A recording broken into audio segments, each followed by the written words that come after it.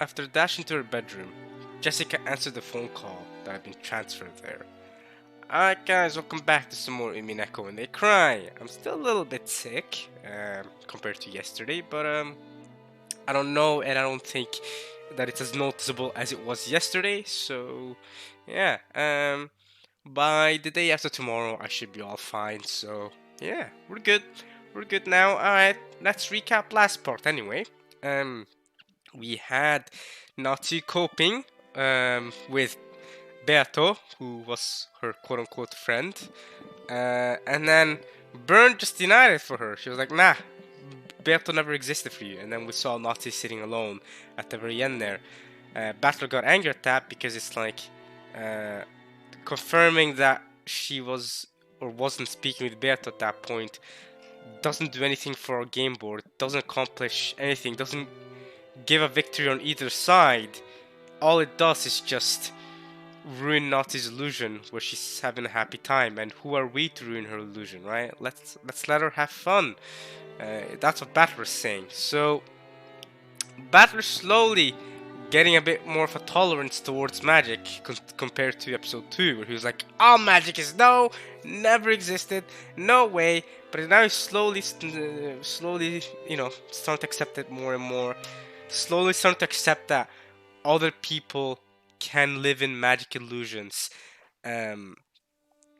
despite he himself not believing in them, despite he himself trying to prove that it never existed during the murders of 1986, of October 4th and 5th, 1986. He's trying to prove that. But yeah, but Byrne wasn't having any of it, and that hurt Beato as well, confirming that she didn't exist with Nazi at that point. So Battler just saw it as unnecessary damage. And yeah, that's basically what happened last part.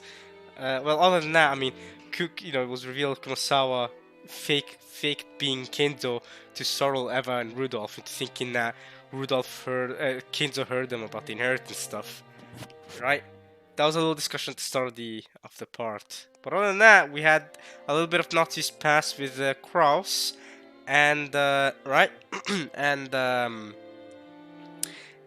of course, the whole incident with the alpaca something nut, that whole thing, and Nazi just reminiscing about her past while talking with Beato and drinking the Dimberg tea, I think something tea with some potties.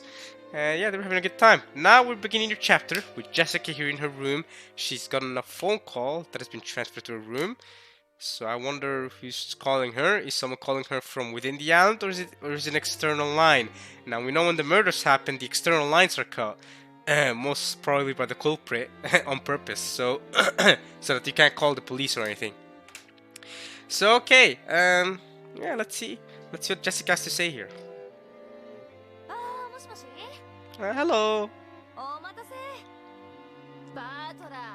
Oh, she's talking with Battler. Okay.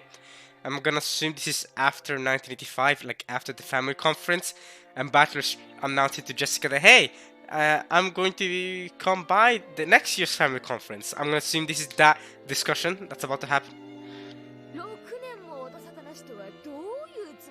Okay, I'm right. So this is probably Battler, maybe after maybe 1985, maybe 1986, but before the family conference of 1986, contacting Jessica to let her know, yo, I'm gonna come by in this year's family conference.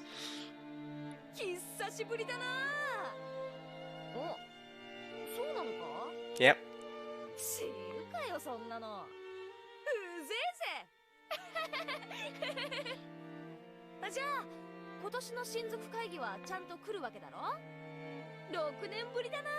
It's been 6 years. Last time he came by was in 1980. And at that time he was, what, 12 years old? Because yeah, that would mean Bat was born in 1968, right? Ooh. Okay, Bat was born in 1968. Wait a minute, that means Bat was younger than my mother. Bat was younger than my mother, I can't believe it. Let's go. Anyway, I don't know. Anyway, 5 businessmen in expensive suits were visiting in the parlor. Ooh, are they? Is this regarding Cross? giving Cross and Nazi a progress report on their business. Okay, okay. Are they doing good? Are they doing better?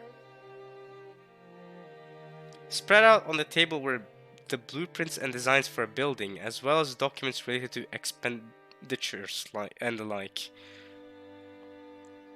It's so packed that even a teacup would have gotten in the way. Oh wow, okay. I mean, okay. What sort of building? Officially, they were here to give Cross a progress report, but in actuality, Cross had called them all the way over to Rokkenjima so that Nazi could hear from them directly. Okay. This was because Nazi needed to hear someone other than her husband explain what condition their business was in. Fair enough. In short, even though another family conference without Kinzo was approaching.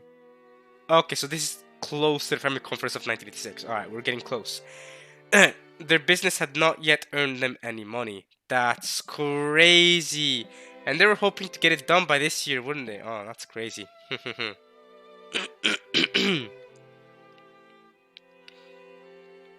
After telling the guests to wait for a short while and make themselves at home, Cross took Nazi out into the hall and once again summarized the situation. つまり我々の想像をはるかに超えて事業は素晴らしくうまくいっていると彼らは言っているのだ。ここで私と知事との私的なコネクションが大きく効いてきた。もはや絶対に釣り落とすことはない。それどころか例の委任状だけでなくこれまでの損失さえも一気に取り戻すことが可能なくらいの大きな話になりつつあるのだ。Just a second ago, the text said that, in short, no gain was made since the business stuff started. And now you're telling her, oh yeah, no, we're in good hopes now. We got this. Cross spoke passionately. This made things seem all the more suspicious to Nazi, but this time, at least, she had to admit that everything really did seem to be going well. Okay, so was the text earlier saying that they made no profit since last time? What's that about? Certainly, this business Cross boasted of had expanded in scope over the last year, and was promising an even greater payoff than had been anticipated in the beginning. Investors were gathering, jumping on the bandwagon of their own accord, and the business was rapidly gathering funds. It was a perfect example of the saying, money makes money. This was probably the greatest success of Cross's life so far. No, it probably would become his greatest success, yeah. Haha, that's funny, because he didn't get to experience it, that's crazy. That point was where Nazi's misgivings lay. True, it was certain, and as Cross had said, they wouldn't lose this catch now. However, the fish on the line had gone too big.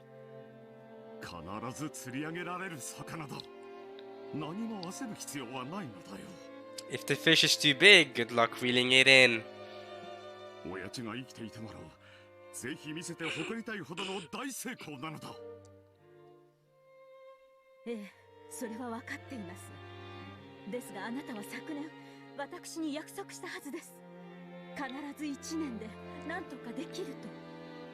Haha. A pained look rose to Cross's face. They certainly had hooked a fat fish that guaranteed a great success. However, it would require an appropriate amount of time to reel it in. Nazi pressed Cross, asking if there was any way for them to make money before this year's family conference. But Cross kept saying that he needed just one more year. That's crazy. Cross planned to use this unprecedented success as a springboard to future endeavors. Because of this, he didn't want to do anything that would raise suspicions by making it seem like they were rushing to get money. Certainly, fortune tends to turn against people who take it for granted, even in the slightest. There's a saying about hasty anglers. Hasty anglers. Anglers.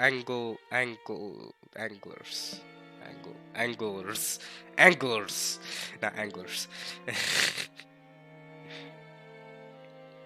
On many occasions before now, Cross had gotten cold feet and sold businesses that would surely have brought in a profit that had he just waited. and had, in effect, given away his winning picks.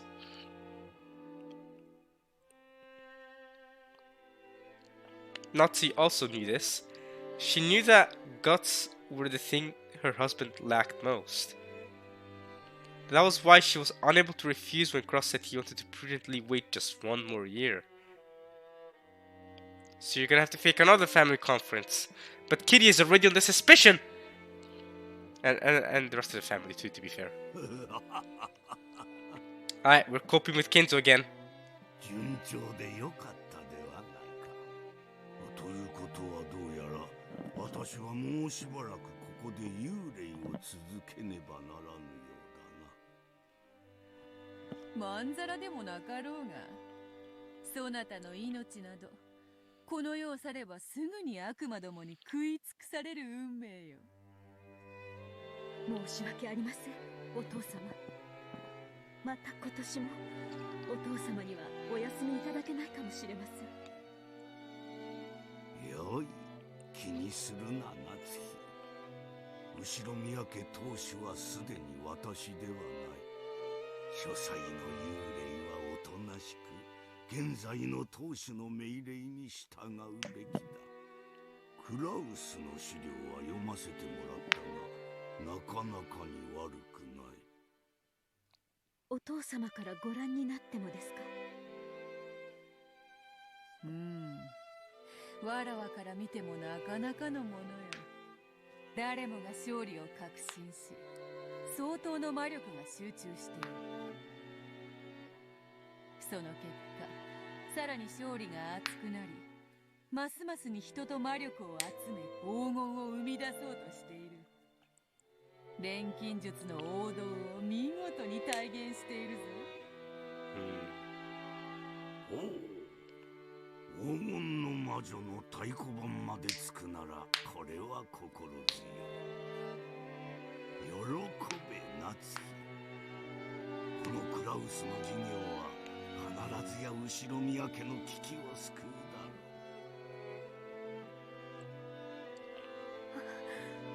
ろう。ありがとうございます。そしてそのためにまた。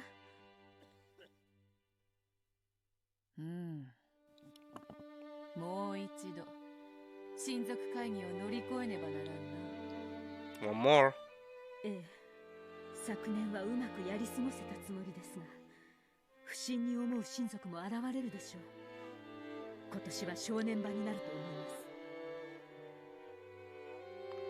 去年の親族会議の時、ひょっとしたらもう一度同じことになるかもしれぬと予見したそなたは正しかったな。最悪のケースを想定するのは魔女ならずとも世渡りの基本だ。それで今年はどうする？去年同様、会議当日はお父様の秘密を知る使用人を集中的に配置します。お父様の不在を気取る親族もすでにいるかもしれません。不用意な演出はむしろ馬脚を表す危険性もあります。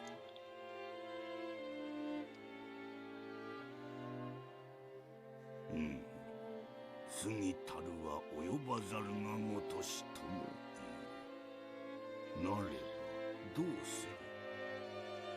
今年は昨年とは逆に最後まで書斎をお出にならないという筋書きでいこうと思います。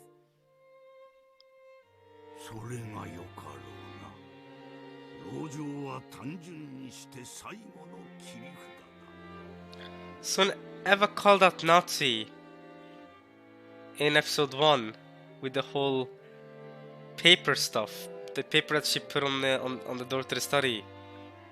Wow! That whole scene has a whole new meaning now. Okay. Okay. It's a simple and final trump card, huh? Okay. Emma was onto something, you know? どれほど屋敷が毒素に満ちようとも。 But the thing is, back then, I didn't know any of the characters well enough to be able to, you know, because I was suspecting Eva too. It's like, how much do I trust Eva you know, and how much do I can, you know what I mean? Because it's hard to just be like, oh yeah, if Eva saw it that way, then I totally trust her. Of course, now it's a whole different thing, but back then I didn't know. It's yeah, okay, okay. この部屋を密室結界に閉ざす限り、金蔵の存在を否定することはできぬ。それはわらわも保証する。だが、籠城すれば囲まれるは必至。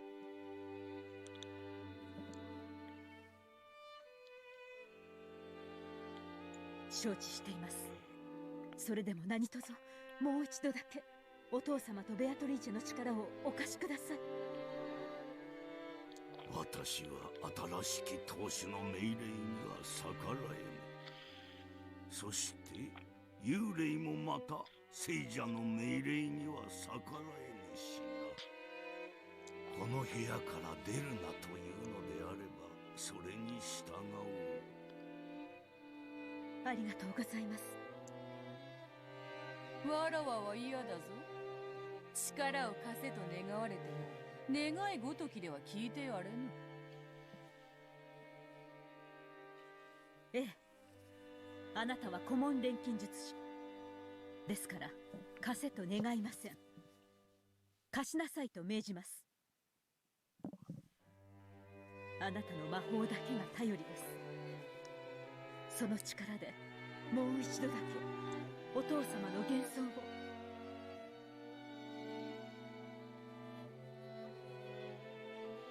ならばよし、心得たぞ。そなたの貫禄、なかなかに心地よし。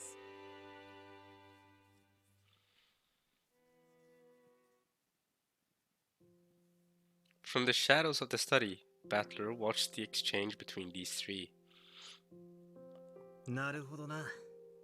そして今年の親族会議を迎えるわけだ。じい様は不機嫌だからと書斎に閉じこもり、誰の前にも姿を現さない。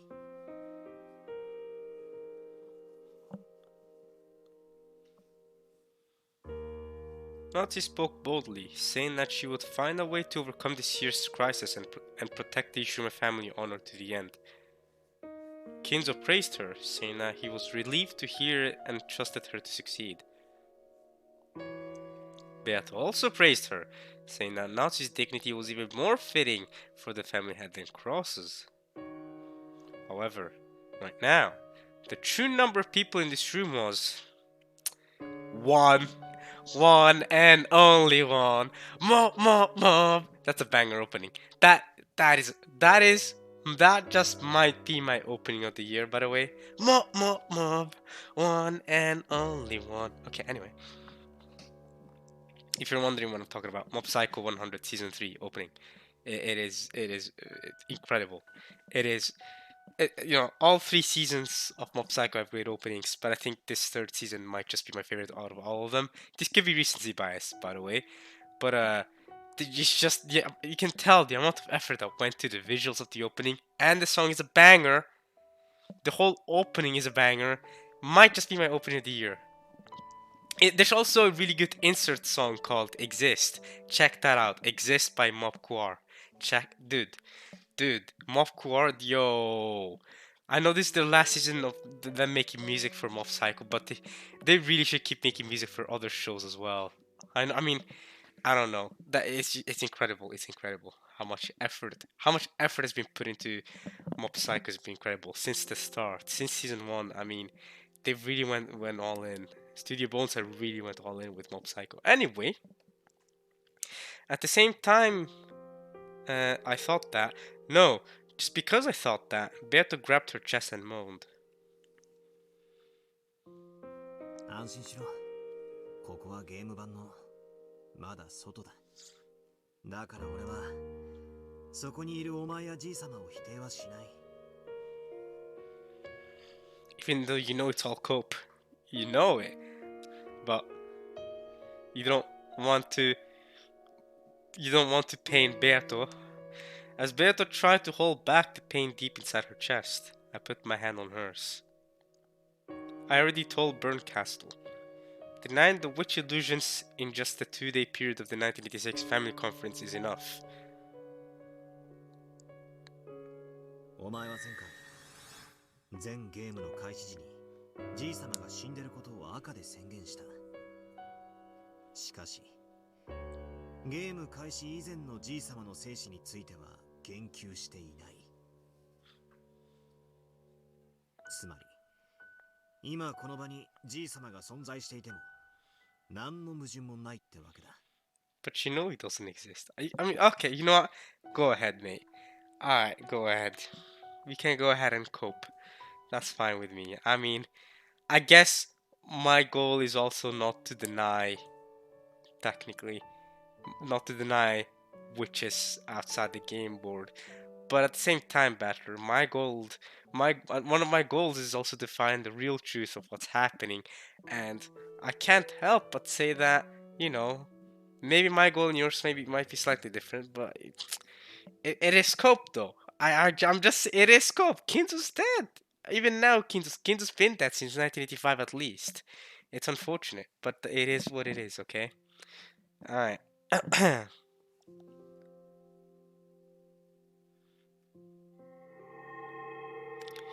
You can go ahead and protect Beat all you want. I don't know why you're feeling all this compassion for her, but all right, go ahead, mate. My hand that was touching her let off a faint blue light, which seeped into her chest. The first time the blue truth isn't hurting her. That's crazy. The blue truth is healing power now.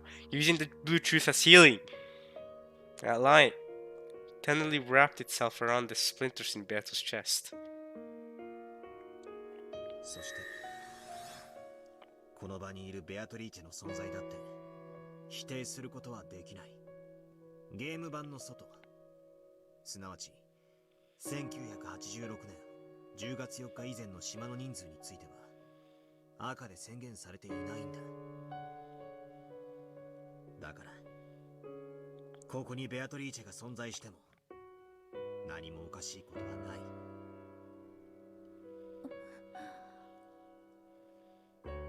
There's a little bit of life coming to her now, right? Her eyes aren't just blue, but she's crying though. Beata's expression softened slightly. My blue light slowly started to melt the red splinters that denied the witch illusion. Okay, so I thought the red was supposed to help the... What? How is the red denying the witch? I thought the blue was the ones that were used as splinters to deny the witch. But now things are opposite.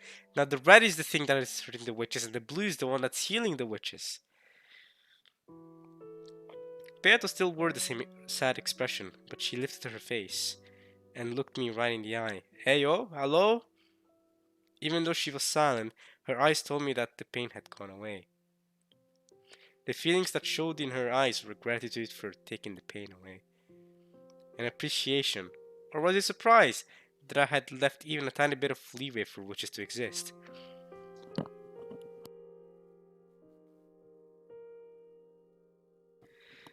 Unable to look directly at those pure eyes of hers, I automatically averted my gaze. I'm just saying, Batter, you're getting tricked again, probably. I cannot wait for Beato eventually to go like, you thought I was a doll all along? Oh man, I made you feel so much compassion for me. You started to care about me. You're hilarious. I'm waiting for that to happen, by the way. Don't worry, y'all. I'm not letting that happen again. But I'm prepared now. You know what I mean? Like, as if Beato can trick. She thinks she can trick me this easily. I mean, let Battle be the idiot he is, but I mean, I am falling for this. I know what she's doing. She's trying to make me feel bad for her or whatever, and then, she looked at Battler directly in the eyes and was like, oh, the pain is going away. It's all a lie. I know it. I know it. Or at least I'm prepared for it. Okay, you know what I mean. I'm prepared for her to start laughing at the critical moment. Golden butterflies will appear, and Beth will be like, I can't believe it, you tricked me again. Oh, I thought you were for real this time. Oh. Okay, to be fair, last part, Beth did say, haha, I'm not gonna fall for the dumb joke again. But I mean, the way I see it, despite what Battler was saying last time, he still seems like he's falling for it. But okay, Battler, you automatically averted your gaze. Go ahead, mate. Those pure eyes of hers. Oh.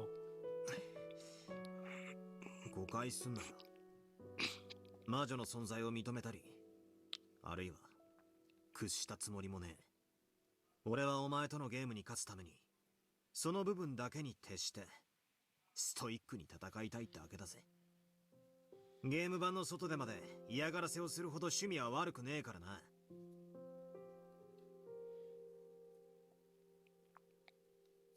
Talk then. Beato hung her head. Okay. I was still facing away from her.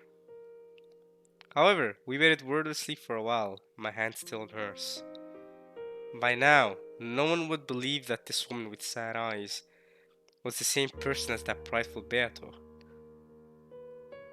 So, I asked once more. Even though I said it aloud, it wasn't a question to her. I was asking myself. お前は一体何を考えていたんだ。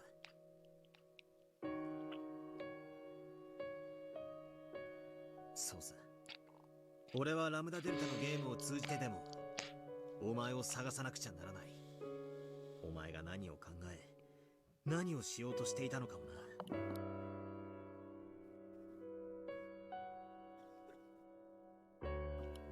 Very soon. This game will also reach October 4th, 1986. To be fair, wasn't the game on the first Twilight of 1986? What happened? Why did we cut back? Now that I think about it. Wasn't this game nearing its climax according to Lambda? The fifth game will finally begin. And this time, I'll reach the end of that journey. 殺人がとかトリックがとかそういう上辺だけじゃない。お前が黄金の魔女ベアトリーチェが何を考え何のためにそうしたのか、何を望んでいたのか、それをたどる。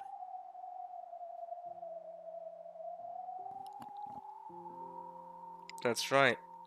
I already know the method for reaching the end of that journey. And I've been shouting it since the very beginning. 今こそチェス盤をひっくり返そう。この物語を俺側からじゃなく、お前側からの目線で物語を紐解く。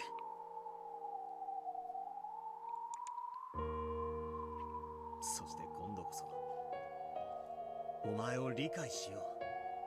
そしてお前の心臓にたどり着く。痛みなんか感じさせない。安心しろ。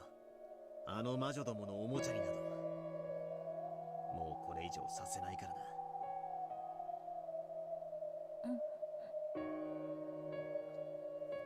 Beato looked up at me again and gave a small nod. That's right. The position of the Game Master might have been snatched up by Lambda Delta. However, as long as I continue this contest with the intent of fighting against Beato, our fight will continue no matter who controls the game board. Very soon, the curtain will rise on our game.「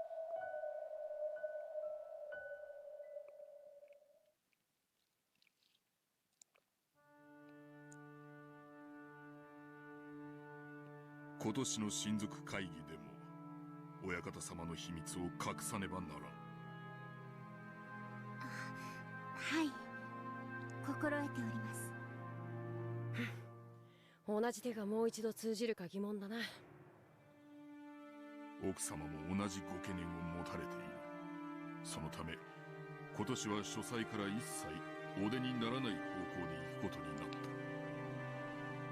つまりずっと書斎にこもられていることにするというわけですか。うん。そして書斎に入ることが許されているのは我ら三人、片翼の翼を許された使用人だけだ。ということは僕たち3人で親方様の嘘を突き通さなくちゃならないわけか。そうだ。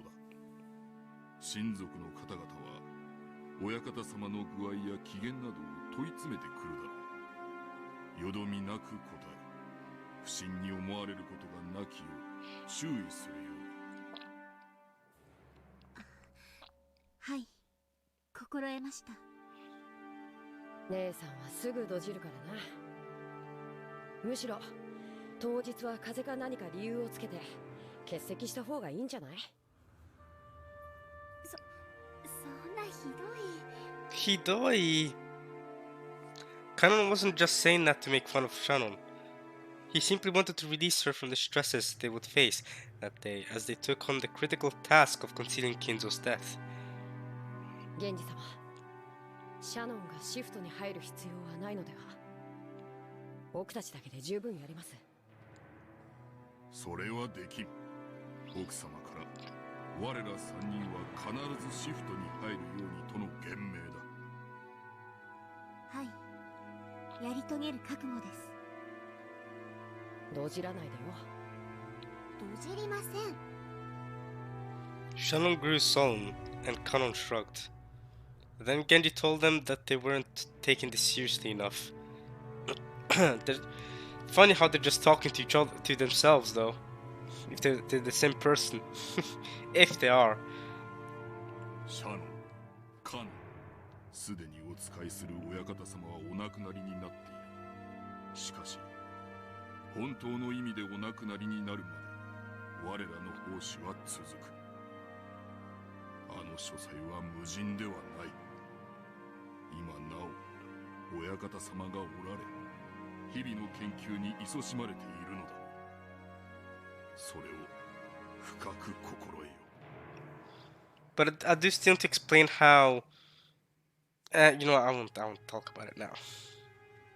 はい、源氏様。 I should not have brought it up anyway.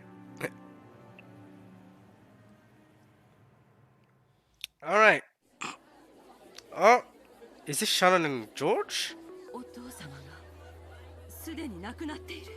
Didn't Shannon and George come to a place like this before? Well, like, I remember it was some people came here before to eat food at this cafe or whatever. But okay, now we're with Eva. Father has already passed away. So the family members are already theorizing. そんなバカな。 It's probably Rudolph and Eva. まあまあ、例えの話や。 Or maybe just Eva and Hideyoshi. 武田信玄はその死を3年の間秘密にするよう遺言したっちゅう有名な故事があるやろ。知らんか？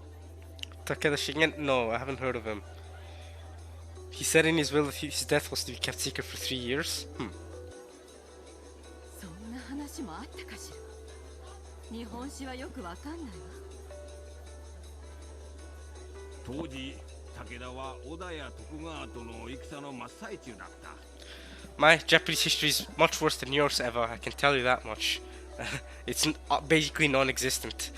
I wasn't taught Japanese history.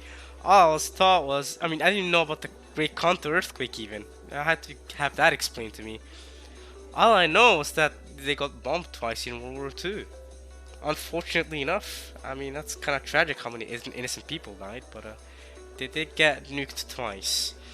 I remember Hiroshima and Nagasaki, right? That's all I've ever been taught about Japanese history, essentially. It's kind of wild, isn't it? We don't get taught history like that. We don't have time to get taught history like that either, though. They just focus on like European history, and I guess some American history too, and some Egyptian history, I guess. We spent a long time in ancient Greece, ancient Rome, though. That we do. Not at all in Japanese or Chinese history. Not at all. Or Indian history or Russian history. All Eastern history we don't spend time on at all. But we know it's rich in history. Same thing with South American history. We don't spend time on that at all. Anyway. At the time, Takeda was in the middle of a war with Oda and Tokugawa. With Oda? Damn! Why is my boy fighting in a war? It's crazy. そこで信玄が死んだなんて話になったら戦況に悪影響が出るよ。そやから自分の死を3年隠すように遺言したんや。秀吉かてそうやね。Hey, you did the same thing? Alright, Hideyoshi. 主君織田信長の死を敵方に知られんように徹底的に情報規制を行い、 Oda Nobunaga. 素早く毛利と和解して周囲に妨害死を行い明智を討ったんやないか。 Battle of Yamazaki? He fought Akechi? Yo! That goofball made it all the way to a war against Oda? I mean, Hideyoshi, I guess? Damn. Wait a minute. Oh, oh, wait, Oda's a different master, right. So Takeda suppressed, suppressed his death for 3 years. Oda also, well, his student also suppressed his death and defeated Akechi. That's wild events. Okay. 一方の柴田勝家はそこで失敗したんや。敵の上杉に信長の死を知られ、思わぬ反撃を受けて足止めを食らい、その後の秀吉との後継者争いで大きく遅れを取ることになったんや。Okay. Hideyoshi, who had a strong fascination with the commanders of the Sengoku period, would always show off his knowledge whenever he got the chance. Right. Wincing slightly, Evan made him get back to his point. 早い話が、わしは去年の親族会議からずっと違和感を取ったんや。あれは私やルドルフが遺産の話をしてたのを廊下のお父様に聞かれてしまって、それで Yeah. そこや。 Oh, Hideyoshi got closer. 夏さんや使用人たちはどこそこにお父さんがいた、不機嫌そうだったと口を揃えたな。わしら親族は誰一人お父さんを見てないんやで。もしあなたの想像が本当ならどういうこと？兄さんが遺産の独り占めを狙ってるということ？もちろん死んだことを隠すなんてかなり危険なことだ。果たして遺産を独り占めするためだけにそれだけのことをクラウスさんがやってのけるのか、わしも確信は持てん。だが可能性はある。確かに兄さんは昔から強欲よ。兄弟全員でと受け取ったものを着服するなんてよくあることだったの。クラウスさんはわしら兄弟の中では一番裕福なはず。そんなクラウスさんがお父さんの死を隠すなんて危険を冒してまで遺産の独り占めを目論むとは、わしにはちょいと信じられんのだがな。だがそう疑いたくなるくらい去年の親族会議はおかしかったんやで。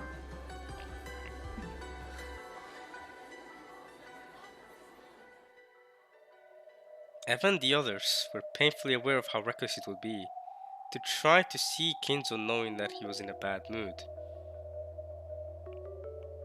So ever since hearing about Kinzo getting into a terrible mood during last year's family conference, they had never actively tried to contact him.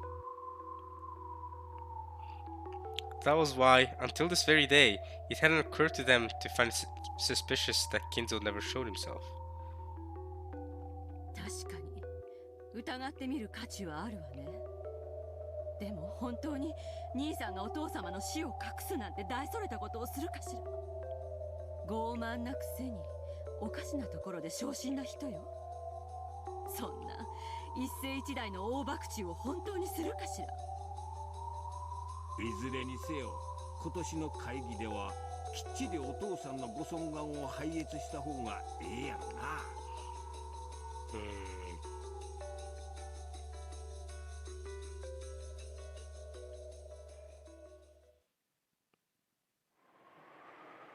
非常に良くない噂さ。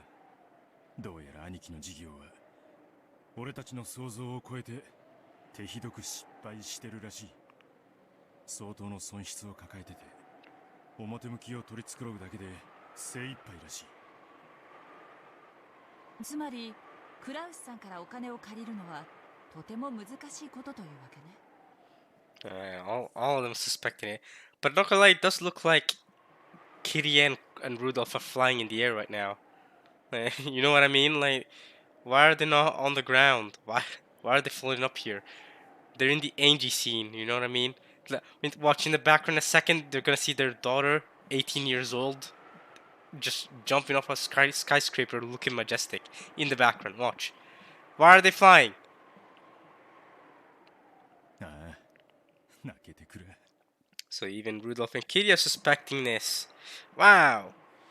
And then Rosa joins the club too. クラウスさんにとって経済的に困窮していることはある種の弱みにはならないの？弱み？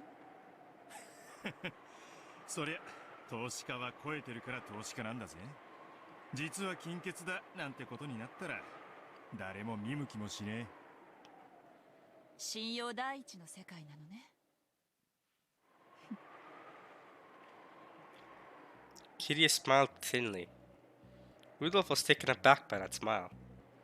He had figured that his plan, which involved raising money to get him out of his current mess by borrowing from the affluent Cross, would all come to nothing now that they knew Cross himself was in financial trouble. Hmm.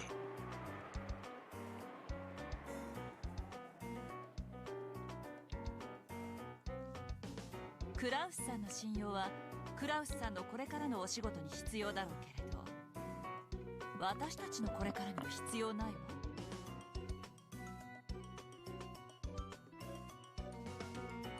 兄貴をゆするってのか。私だったら嫌よ。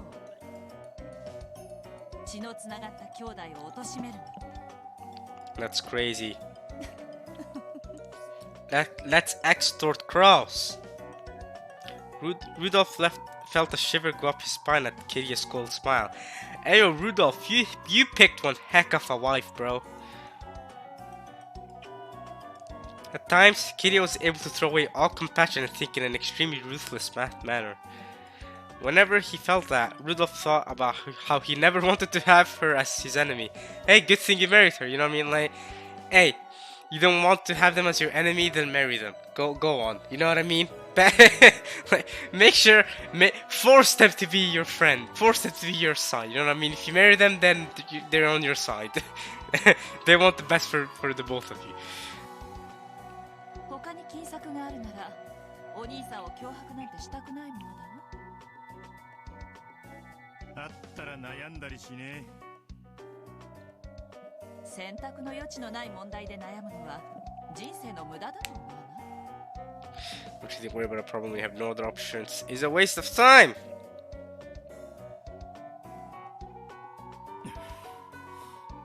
Dang, Kitty. This is why I like her though.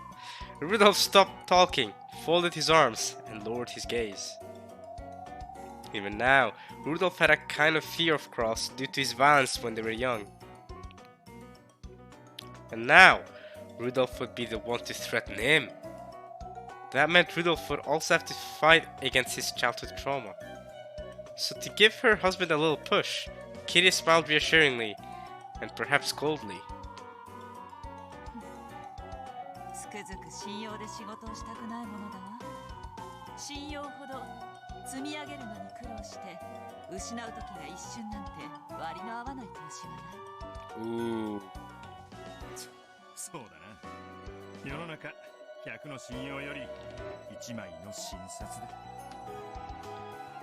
クラウスさんが大きな損失を出していると言っても、私たちの急場をしのぐためのお金くらいは十分用意できるはず。もちろんクラウスさんのこれまでの信用を換金してお金を作ってもらうことになるけれど。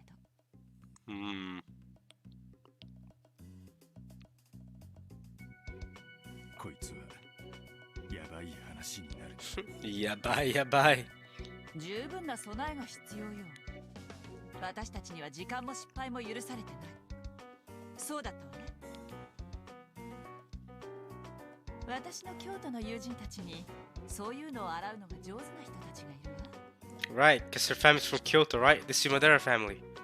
あまり世話になりたくない連中なんだけど、一度会ってもらってもいい？領収書は切れないけど、きっと投資に見合うだけのものを調べ上げてくれる。I see. So that's when the investigations came from, possibly, that we're talking about. ええ、 Rosa! マリアも元気よ。 Alright, so is Rosa getting a call from the siblings to... they're gonna let her know that they have a plan to extort Cross? そちらは大きなお世話よ。 Oh! ありがとう。え？さあ、スケジュールを見てみないとわからないけど。 Wait, who is she talking to?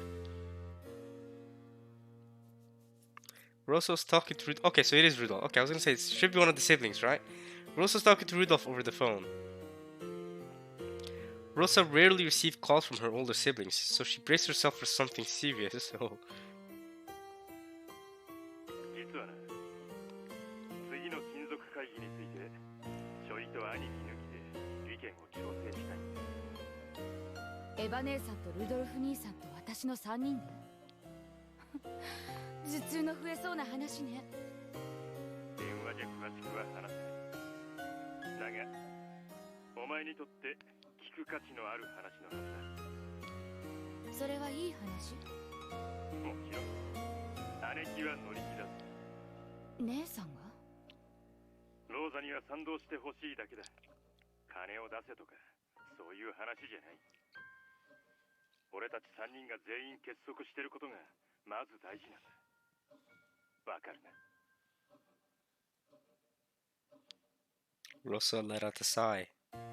She did so because, in the past, when Rudolph and Eva got into a fight with Cross, they often used a tone like this to drag her into it. 先に教えて。 Yeah. That's the youngest sibling, you know, youngest sibling effect.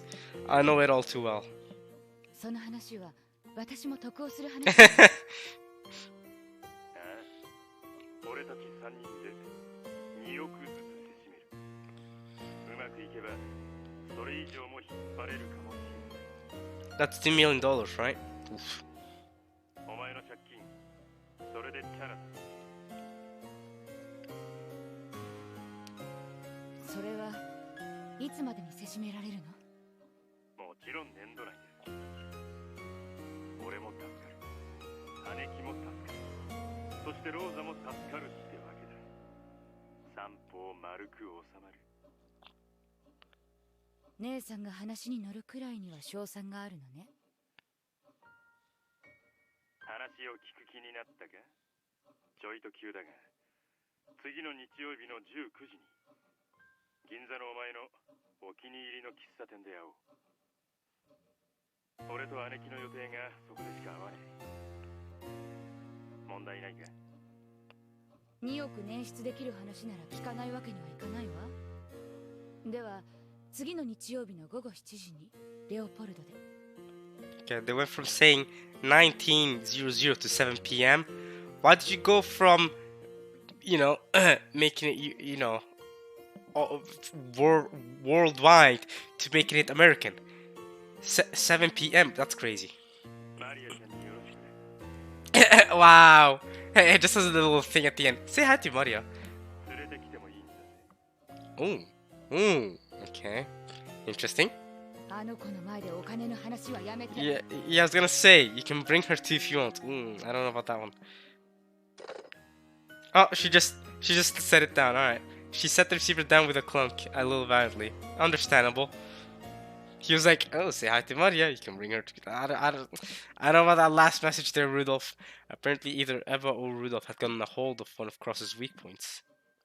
They were probably thinking of threatening him with that at the next family conference and forcing him to pay money. Even before hearing the details, she knew full well that it could be nothing good. But even so, this was a once-in-a-lifetime chance to pay back her large debts. Rosa took a notebook out of her handbag and went to fill in the day she would be meeting with Rudolph and Eva. Then she frowned and smacked herself hard in the forehead. Because written there was DZL with Maria. I wish I knew what that meant. DZL? Dzel. Maria was in her room, playing around excitedly with Sakutaro and the others. And the Chiesa sisters, yeah? It was because her mother was going to take her to the amusement park that had just been built. Right, Disneyland. I remember they talked about Disneyland before. Disneyland on Sunday, right? Because that had just recently been built in Japan. And I actually googled it, and it's actually true. I remember googling it when they first mentioned it in episode 1 or 2 or whatever, when they first mentioned Disneyland. I'll Google when they built Disneyland in Japan, and it was actually 1986 or something like that. I mean, it was pretty accurate. It had just newly been built. I couldn't believe it. I was like, yo, the timing on that. I mean, historically accurate Umineko. Okay. But yeah, it was because of her mother was going to take her to the amusement park that had just been Disneyland on Sunday. So DZL is Disneyland, Disneyland, DZL on Sunday. Right, and that's why she smacked herself on the forehead, because now she's changed those plans to go meeting up with her family regarding the family conference and the money. So she can't go to Disneyland with Maria. Oh no, she can't keep her promise to her child anymore, and anymore. Looking at the clock, Rosa saw that it was just past 9 o'clock at night. Maria was breaking the lights out. Ooh. After covering her face and agonizing for a while, Rosa stood up and stomped over to Maria's room. The room was almost certainly a mess as well. At least tonight, that was convenient. As she stood outside the door to Maria's room, listening to the happy laughter seeping through, Rosa's face twisted in anguish once again, and she looked at the floor. I mean, she does care about Maria. You know, she does care about keeping her promises and promises going to Disneyland with her. It's just she's got so much on her mind. You know what I mean? So much. She has to take care of Maria all alone, and taking care of her child alone is hard. While also keeping the business going and all that stuff, it ain't easy. You know what I mean? And she's got large debt building up. I understand. It's hard for Rosa. I'm with her. Again, I'm not going to defend everything she's done, but I can understand it. I can understand it. Okay, I get why, she's become and she does things the way she does. All right. Then when she raised her head again, her brow was furrowed and her face had become an ugly expression of anger. Don't do it. Not this time, Rosa. Come on.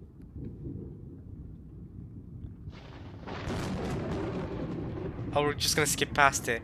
I mean, it's Schrodinger's Rosa.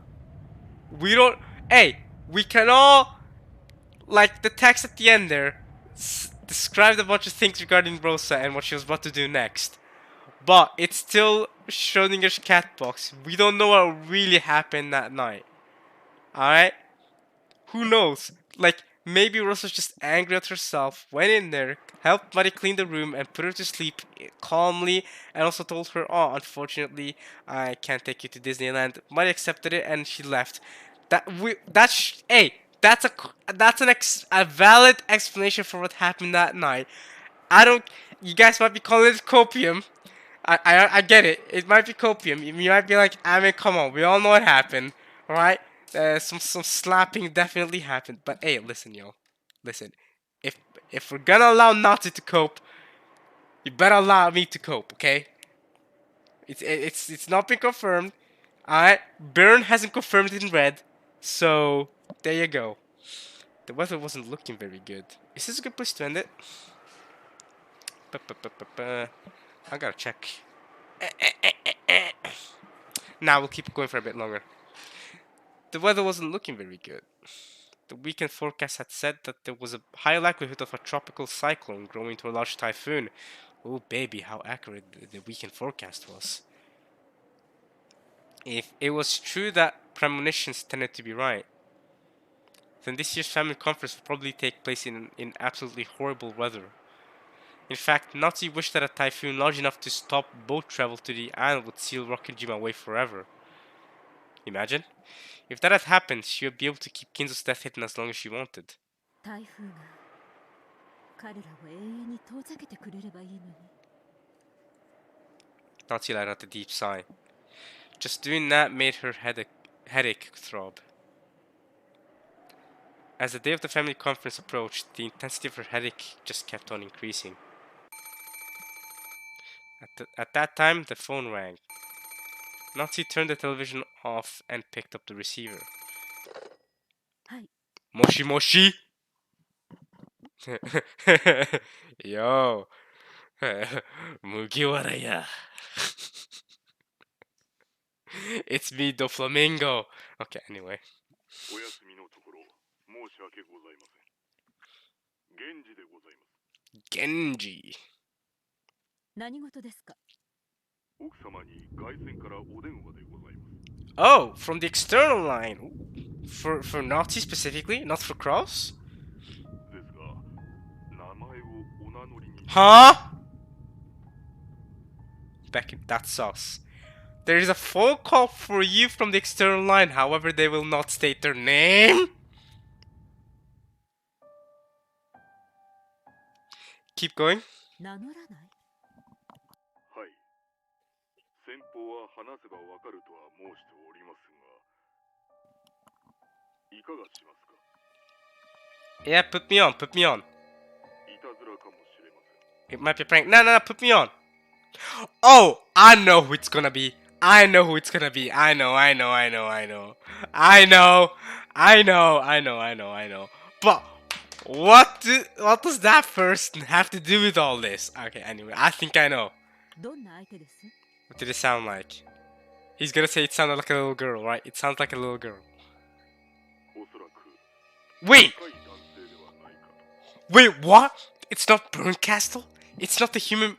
I thought it was... I was for sure like, oh, it's a human Burn Castle. She's gonna be like, hello... Because we saw her at the start of the episode. We saw her going like, Nazi, you're the culprit. A young man? So it's not human Burn Castle. I mean, because I'm assuming because Burn Castle is not the player and not Battler, that what we saw at the start of the episode was human Burn Castle, right? The human version of her living, in the island, right? And she was the 17th person, I guess. But a young man is interesting. Okay, keep going. お心当たりはございませんか？ A young man. No, now I'm clueless. 若い男性？ A young man is calling Nazi and he's not stating his name. Keep going. Nazi didn't have a clue who that might be. In the first place, there was no one amongst her acquaintances who would do something as rude as refusing to state their name. I feel like if it was Rudolph is not a young man, but if it was Rudolph, he would just be like, yo, I'm Rudolph, what's up? You know what I mean? A young man. I mean, if we go with the Canon Shannon culprit theory, could it be Canon? Is Canon on the island right now? And Shannon? Are either of them on the island right now? Could it be them starting the troll? But they're calling from an external line, right? So surely they're outside the island. And to be fair, we don't know whether they're in the island or not. We know Genji's here. Alright, anyway, let's see. And on top of that, a young man? I mean, Canon is a young man.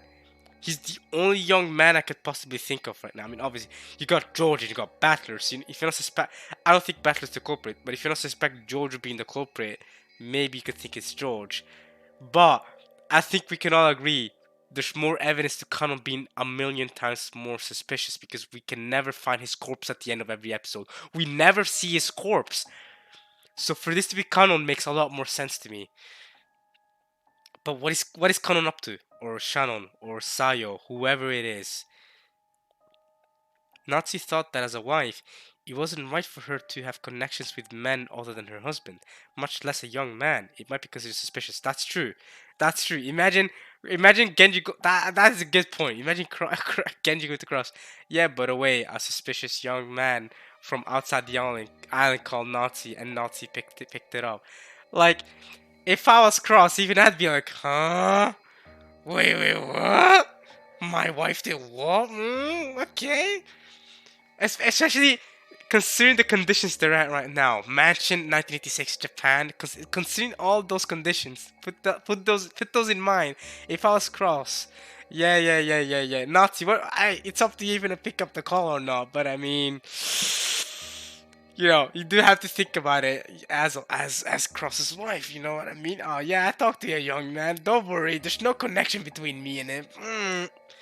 Especially that especially because it's a young man that makes it even more suspicious, right? Okay.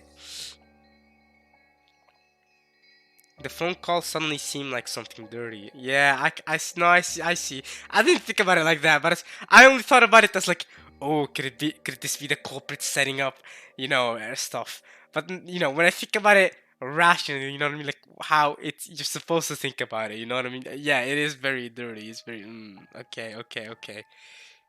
But at the same time, she's more interested than ever in what this person wanted to tell her. Could it be that there was some kind of trouble related to Cross's business? What if there was some particular reason that they needed to talk to Cross's wife instead of Cross directly? Ooh. Why would they want to talk to Cross's wife? Alright, let's go, keep going. No matter what the message, it was her duty as a wife to hear it and relate to Cross. Alright, I wanna listen. Go on, take up the receiver. I wanna listen to this.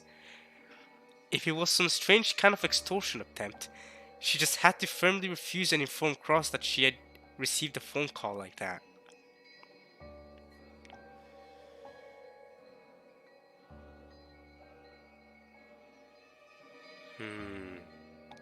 If the call was something irritating, then she just had to tell Genji to never again send her a call if the caller refused to state their name.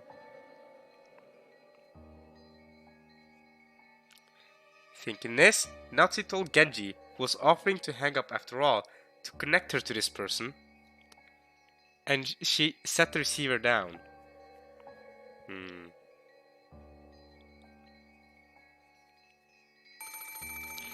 After a short while, the phone rang again. Moshi moshi?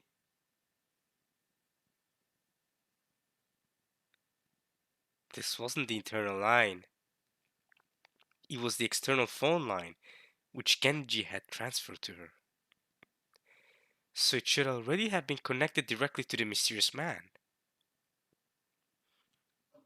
However, the person on the other end didn't respond to her? Not liking this at all, Natsu spoke one more time, sounding displeased. もしもし、誰ですか？名を名乗りなさい。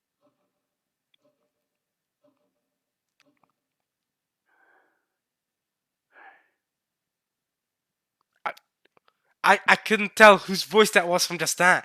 I couldn't hear Kanon, I couldn't hear Rudolph, I couldn't hear George. Talk. She heard something that sounded like a sigh. She automatically gulped. Yo, I'm getting scared, you know? What? This is creepy. The soundtrack too, it's spooking me. Oh, what? I hate these kind of weird calls that don't make sense. Oh, what's happening? After remaining silent for a little longer, the man finally answered.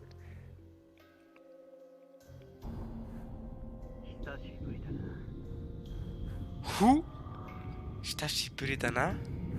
Who is this? I can't hear their voice properly. It's not a voice actor that I know of. That was the first time the man had spoken?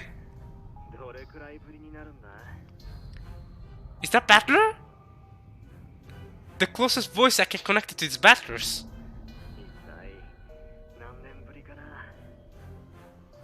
That sounds like Battler, you know? Why does that sound like Battler? Just how long has it been? How many years, I wonder?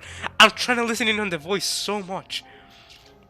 It doesn't sound like It doesn't sound like Kanon at all. It doesn't sound like Genji. It doesn't. Obviously, it's not Genji.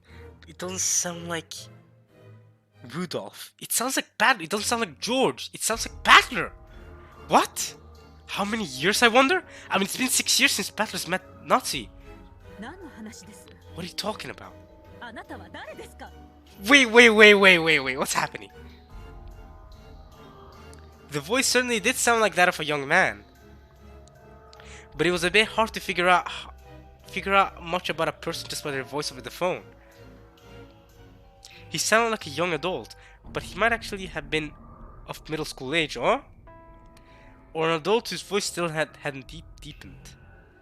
Like mine, maybe. Nah, I'm joking. I don't think my... Anyway, let's see. In fact, it might have been premature to assume this person was a male at all. Oh! Wait! Why? Does you think the voice is so high-pitched that it could possibly not be a male? But I don't hear Kanon's voice or Shannon's voice. Alright, wait. However, one thing was certain. Though this person spoke to Nazi in such a familiar and casual manner, Nazi had absolutely no clue who it was.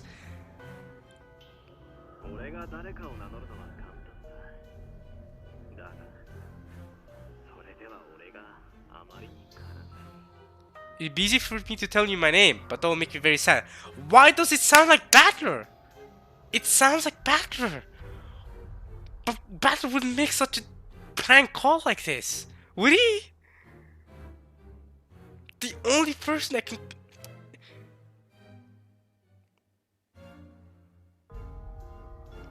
Wait.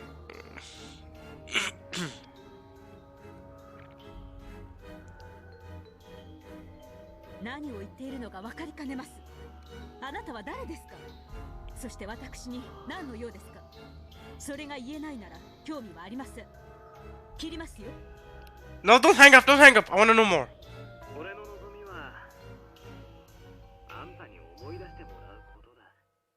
That's freaking Battler! What is happening? All I want is for you to remember. What, you remember your sin? Is that it? Is this another Beto moment with Battler in episode 4 where Beto's like, hey Battler, remember your sin from 6 years ago? Is gonna be another one of those moments? Remember what? 何を思い出せというのですか？あなたなど知りませんし、思い出すような心当たりもありません。そんなこと言うなよ。俺はあんたの子供じゃないか。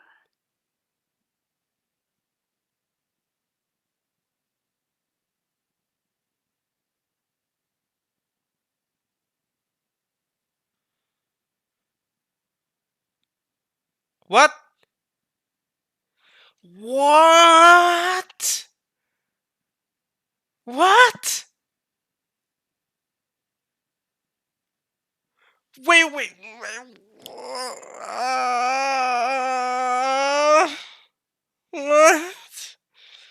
Wait. No, wait. Wait.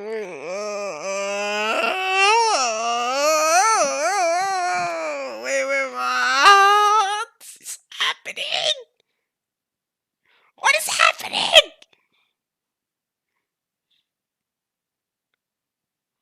If you're gonna make some plot twist where Battler is actually not his child, if you're going to connect Nazi to the Asumi Kiria plot point, that is wild, bro. That is wild. Wait. Let us recontextualize the Asumi plot point to start off with, and then the Red Truth, and then let's try to make this make sense. Alright, wait. Alright. Asumi married Rudolph, even though Kiria said that she was with Rudolph first. But Asumi ended up beating her to the race and marrying Rudolph. And Kiria felt extreme jealousy for 18 years. That was what the whole battle with Leviathan was all about. Alright?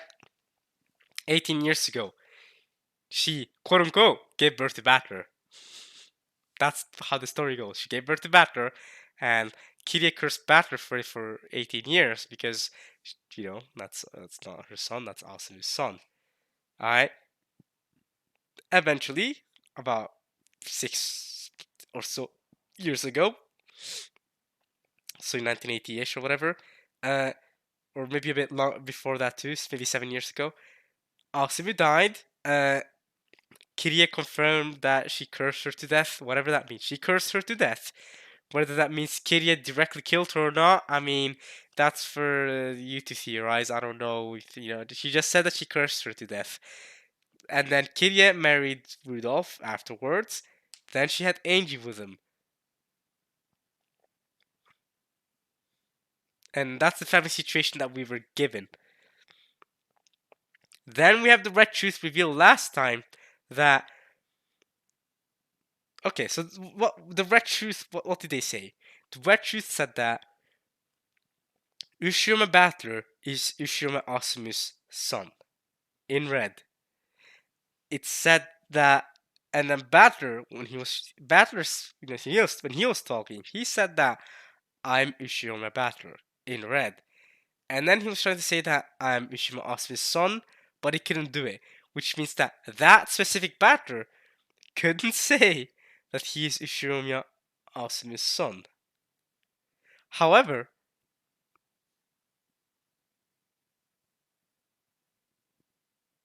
it is true that Ushiroma Battler is Ushiroma Asumi's son. That is true. Right? So, okay. So,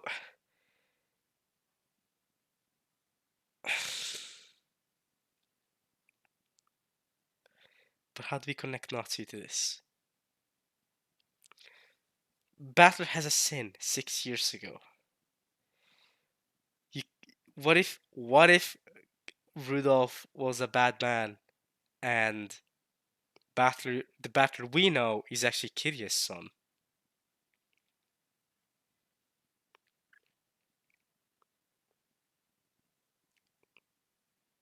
Wait, I'm getting a call. 1 second. I'm gonna call 1 second while I get this call. I'm getting a phone call myself. Ironically enough, I'm getting a phone call. Just as not is getting a call from an external line. I'm getting a call myself. 1 second, y'all. 1 second. I'm gonna get a call from a young man telling me that they're my child. That's crazy. Watch this. I'm joking. Be right back.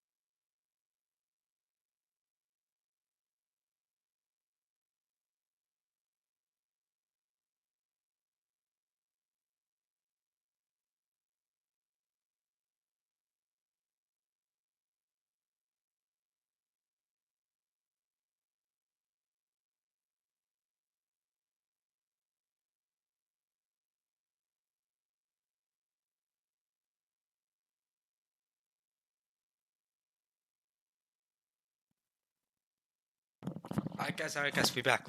That phone call ended quickly. Yes, I got a phone call from a young man telling me that they are my child. No, I'm joking. I mean, I am not old enough to have a child that's old enough to be able to speak.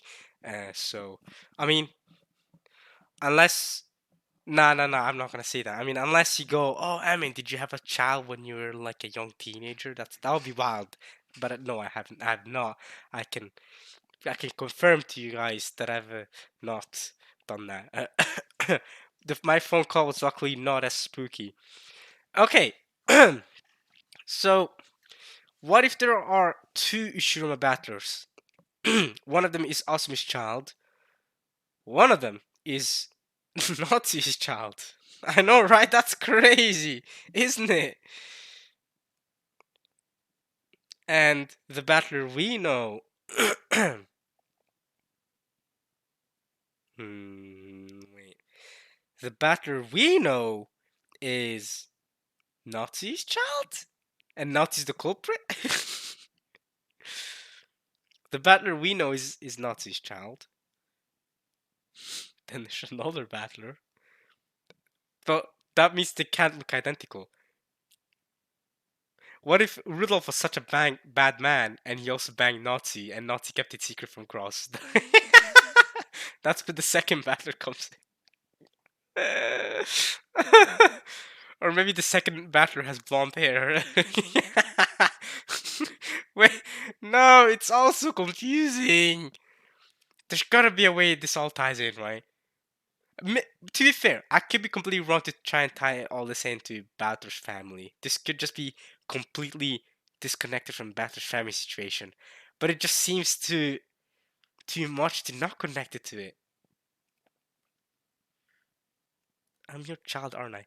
I mean, you know what would help Amin if I listen to what Nazi has to say here regarding this and be like, wait, you're my child. I know you. You know, maybe it would help if Nazi can confirm or deny whether or not she had another child. Is he older or younger than Jessica? I think that's another decent question. Did she have the secondary child after or before she had Jessica? Because we know Nazi struggled to get a child with Jessica, right? She struggled. I remember there being a line about how Nazi and Cross were trying for years to give birth to a child, but Eva ended up beating them with George, and they kept trying. It took a while before Nazi finally fell pregnant. I remember there being something along those lines. But if she has a secondary child, does that mean that maybe they didn't struggle? Maybe that was a lie. The Nazi doesn't actually struggle getting pregnant. Maybe she got pregnant pretty easily. In fact, I'd argue, and she got pregnant really easily. Gave birth to Ishiruma Battler. I'm not. There's two of them. There's two battlers. She gave birth to one of them, and so she this whole thing about her struggling to give birth to a child for years is all a lie because in the meantime she gave birth to Battler, and then she gave birth to Jessica, which would mean the secondary battler is around as old as George, perhaps. I mean, let's keep reading. Maybe let's see Nazi's reaction to this, because I'm theorizing now that it's connected to Battler and that. But it doesn't have to be connected to Battler and Battler's family situation and how Battler isn't. The Battler we know isn't Asumi's birth mother, but we know that there exists someone called Ishima Battler that is Ishima Asumi's child. That was said in red. That's a confusing part. Alright, let's keep reading.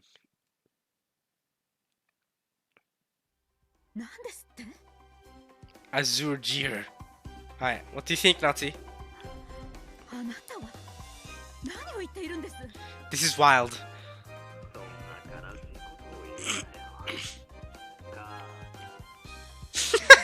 It does sound like Battler though. That unsettling word thrust itself mercilessly into the depths of Nazi's heart and started churning it about.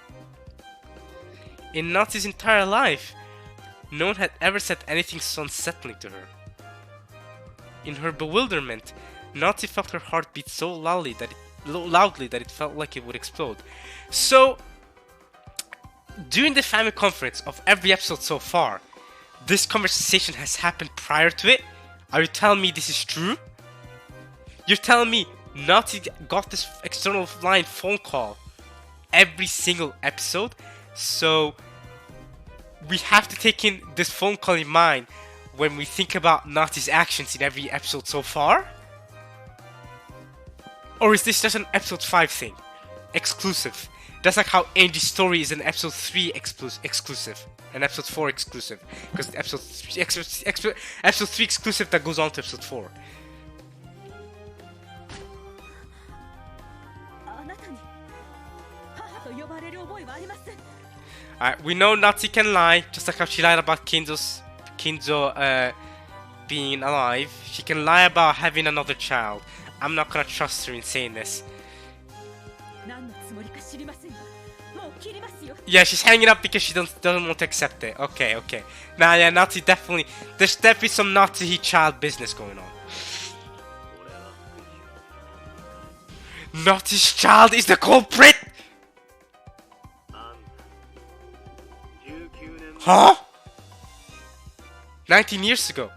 That was before Battler was born, you know. Battler is 18 years old.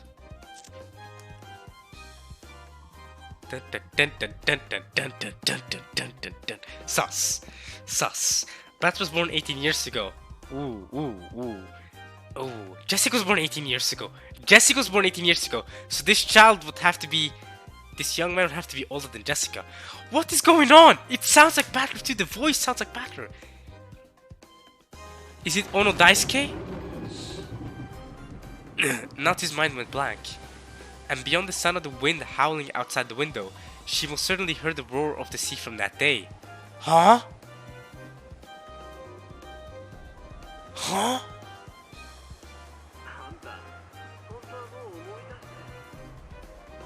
Remember? Remember what? 何の話かわからないと言っています。もう二度とかけないでください。Did she hang up?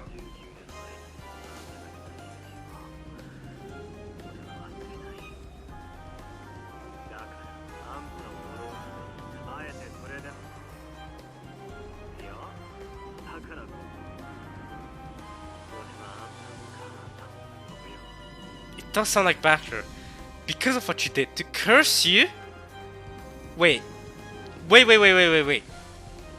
Wait. To curse you just like how Kirie cursed Asumi to death?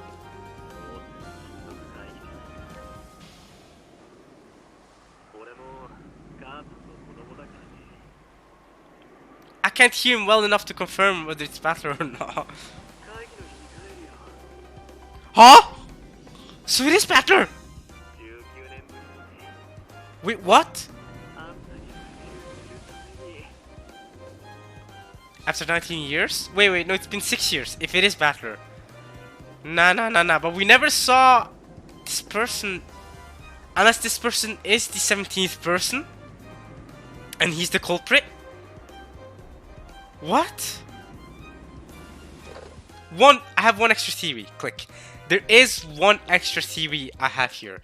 And that is, this phone call is Scorpion from Nazi. Well, I don't know about the Genji stuff. The Genji stuff could also be Copium. Genji never actually sent her that external line. This is Copium from Nazi. I think what she did 19 years ago is real. And Nazi's traumatized by an event she did with a child she was having 19 years ago. And this entire phone call could be Copium. Because the events of 19 years ago has traumatized her so much that she's coping about her son still being alive. Or whatever. And she doesn't know it, maybe. Alright, let's keep reading though. This entire phone call could be Copium from Nazi's trauma. Some event regarding her child happened 19 years ago. That's the only thing I can get at. Breathing so hard her shoulders heaved, Nazi slammed the receiver down and hung up. Then she hit the phone violently, knocking the receiver off. So that there was no chance of that man calling back. I can hear the roar of the sea. The voice I'm hearing from beyond the howling wind must be Ah, no. No matter how I cover my ears, no matter how I cover my ears, the headache won't. Completely pale, Naughty kept shivering as though cold.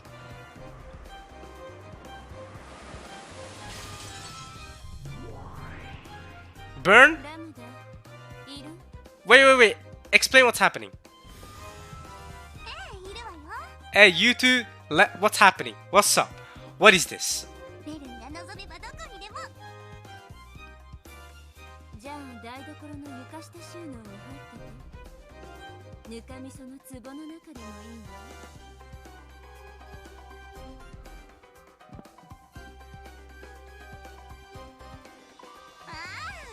私を味噌につけてかじってくれるの？でもそれなら蜂蜜につけてほしいものだわ。お返しにベルンは砂糖水で煮込んであげる。せめて砂糖醤油とみりんにして。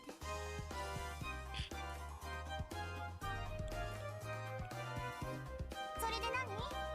副賞要求でも気取っちゃう？そうよ。この夏日の電話のやり取りは事実。 Oh, okay. I just thought it could be copium. But if Lambda confirms it in red, that is very interesting. Lambda Delta grinned unpleasantly as though sizing Burncastle up. She was probably trying to tease Burncastle by taking her time with the repetition request. 副賞拒否。さて、 Is it a fact? 拒否か応じるかどうしようかな。それを決めるのはゲームマスターの私の自由だし、その判断をいつするかさえ自由。青字宣言でない限り、あんたに答える義務はないしね。 True. そういうこと。今はせいぜい夏日の19年前に一体どんな秘密がとワクワクテカテカしてなさい。 Haha. Great. Keep breaking the fourth wall. You do that. No, don't let me know whether it's a fact or not. That means that means the theory that it could be copium could still be true. Is the phone call a fact? Did it really happen? Of course, this fishy telephone call, of course, occurs before October 4th, 1986. Yes. This is still before the start of the game. So it's not necessary to question whether it's true or false in the first place. I know, but it's very important to question whether it's true or false if I want to discover the truth of what happened in Rock and Gym of 1986. I need to know the motivation for the killings, right? Right? It helps me if Nazi truly is the culprit. It helps to know the motive, right? Or if that mysterious man that claims he's not his child is the culprit, it helps to know context. I want to know the truth. I don't just want to beat Beato in the game board, or Lambda Delta in this case. ゲームマスターのあんたがわざわざ見せた以上、何かの布石だと思っとくよ。 Yeah? 騙しかもしれないけれど、一応あんたのこの指し手は記憶に留めておく。 She's gonna use this later, okay.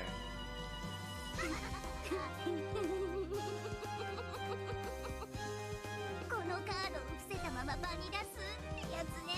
What the hell? ダイレクトアタック。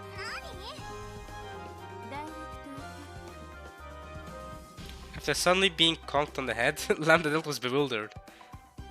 Perhaps this incomprehensible exchange was funny to her, because she quickly went back to giggling. これであんたのゲーム版の準備は十分。ええ、そうよ。それじゃあいよいよゲームを進めるわよ。1986年10月4日にね。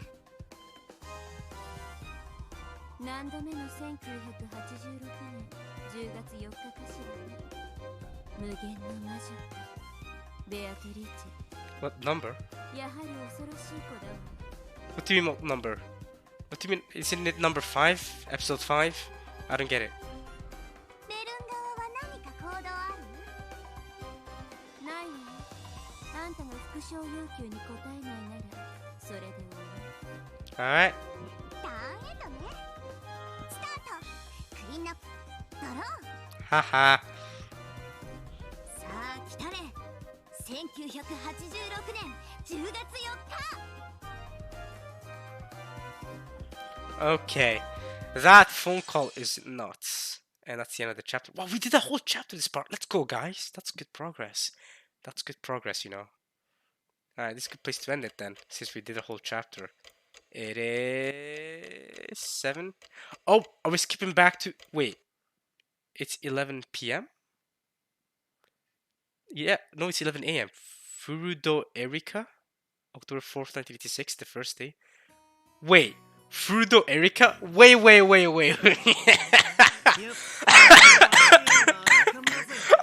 Did I read that?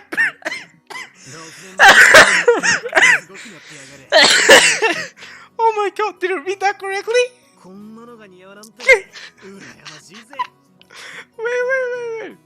Wait, I'll get to it in a second.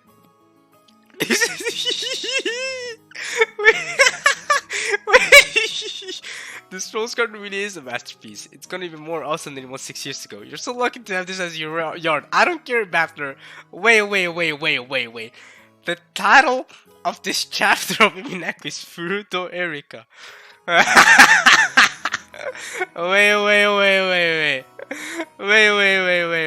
I ain't dumb visual novel. Alright. So, up until now I've been calling her Burnt Castle in human form. But now, yes, clearly the name of the blue hair girl is Furudo Erika. I don't... Okay. Alright. Ryukishi is the writer. You you're a funny guy, you know. Furudo Erika. Man just said, alright, let me just swap the E around, you know what I mean? So that it's not completely obvious. I mean, even though it kinda is that it's Furudo Erika from Higurashi. Let me just put the E over here and make it Furudo Erika. That's a... Erika, but Erika's not even a Japanese name though, is it? We have Erikas over here too. I know girls in real life that are called Erika, so that's interesting. Erika, that is a very common name here. Furuto though, wow, Furuto Erika, wow, can't wait to see her again. I mean, at this point, I'm confident. I'm confident that's what it is. I'm confident that this Furudo Erika girl is that is the girl we saw at the start of the episode saying, "You're the culprit, Nazi." I am pretty confident. If I'm wrong, I'll be shocked. I mean, come on, Furudo Erika, you cannot have made it more obvious. Furudo Erika. Wow. Imagine imagine if you didn't read or watch Higurashi before watching Umineko. You'd be like, Furudo Erika? Sure, whatever. But if you've seen Higurashi, you'd obviously go, wait a minute. Furudo Rika. We know her. We know her. She's the Furudo family from Higurashi. Her name is Rika. Why? We know. Alright, what's next? It's freaking Satoko Ojo? Is that what we're gonna see next? Satoko Ojo. Come on. Make it a little more obvious if you want to go ahead. Wow, I can't get over that name, Furudo Erika. I mean, I guess we'll find out next time what she's all about. She's clearly not. I mean, I suspect that she was the one on the phone call with Nazi, but she's clearly not because we heard a young man. Although Nazi did say we can't confirm whether the child is truly a man or a woman just based on the voice. It sounded that ambiguous, but at the same time, Furudo Erika, if that is her, I'm assuming it's her. I mean, it's the connection is clearly there. If that is her, she looks like a kid, so I feel like it'd be pretty obvious that it's not a young man talking, right? If that was her on the phone call. So, Furudo Erika, the mysterious 17th person. This is gonna be interesting. This is gonna be it's gonna be an interesting family conference. Oh, okay. I can see why. I can already see that this episode's gonna be a banger. With the whole phone call with Nazi, and now The Frudo Erica stuff. Oh, okay. Yeah, I'm gonna love this. I cannot wait. I cannot wait. Alright. I'll see you guys next time for some more Umineko when they cry. Frudo Erica, you know? That's what we're gonna leave it at. Honestly. I hope you guys enjoyed this. I hope you guys enjoyed watching this at least as much as I enjoyed reading it. Suspicious phone call is probably going to be the title of this part. We'll see. But okay, alright. Peace. Freaking Frudo Erica.